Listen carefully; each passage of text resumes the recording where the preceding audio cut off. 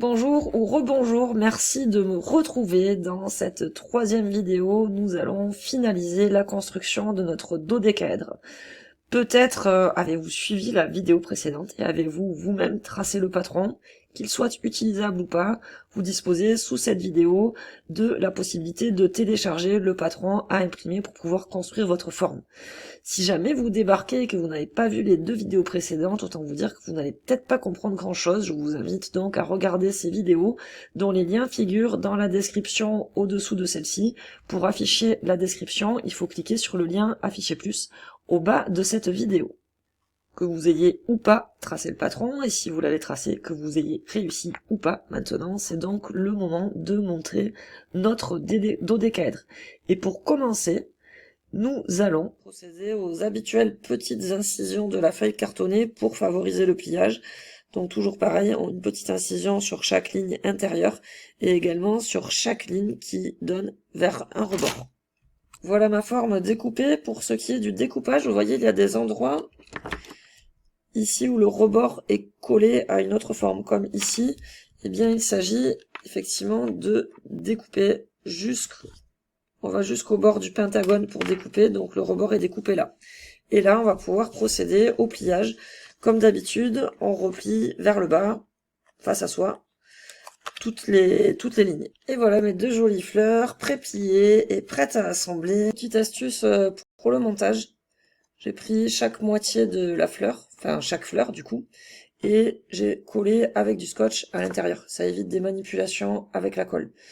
Et ensuite, pour ce qui est du reste, à chacun de voir. Pour ma part, pour cette forme-là, elle est quand même assez complexe à réaliser.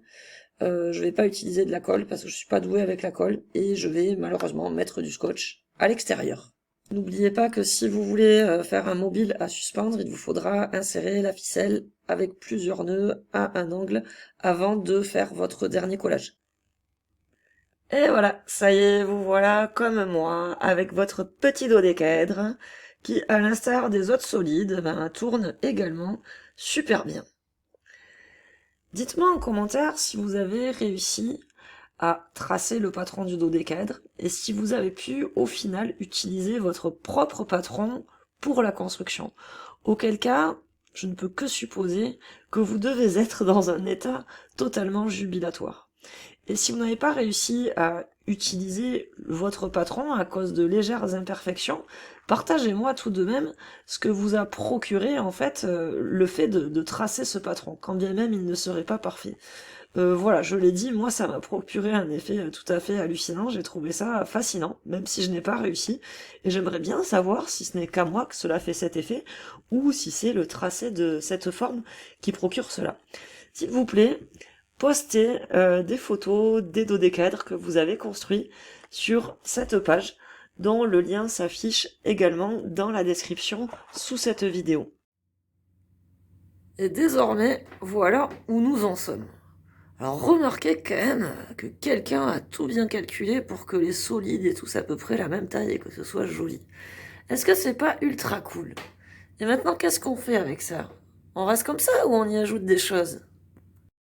C'est maintenant le moment pour moi de vous solliciter un petit peu plus que d'habitude. J'ai besoin de réponses. Alors bien sûr, si vous avez aimé cette vidéo et les deux précédentes, mettez un petit pouce. Je vous l'ai dit, mettez-moi des commentaires pour me dire ce que vous avez pensé de la réalisation de ce patron. Si ce n'est pas déjà fait, abonnez-vous à ma chaîne, ça ne vous coûte pas grand-chose.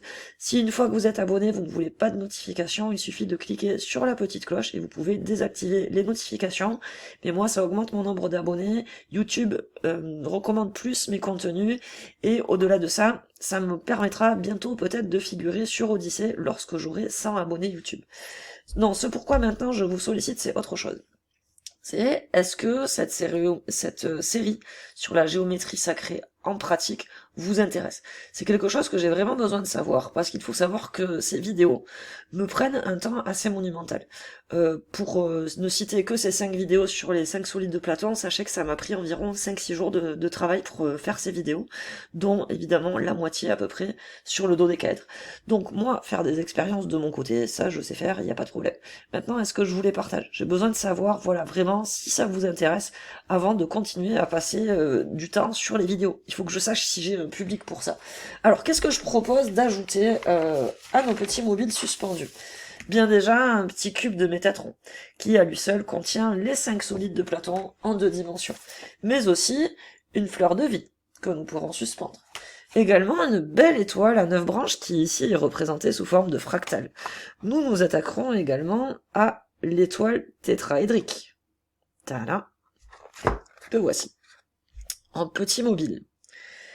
Et également, nous pourrons faire tout un tas de dessins avec des fractales. Donc, j'ai cité, il y avait un exemple ici.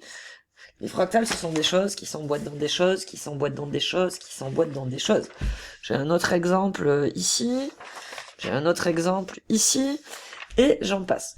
Je pensais également, si cela vous intéresse, à faire des vidéos dans lesquelles nous faisons des expériences en emboîtant divers solides entre eux, ce qui est relativement passionnant.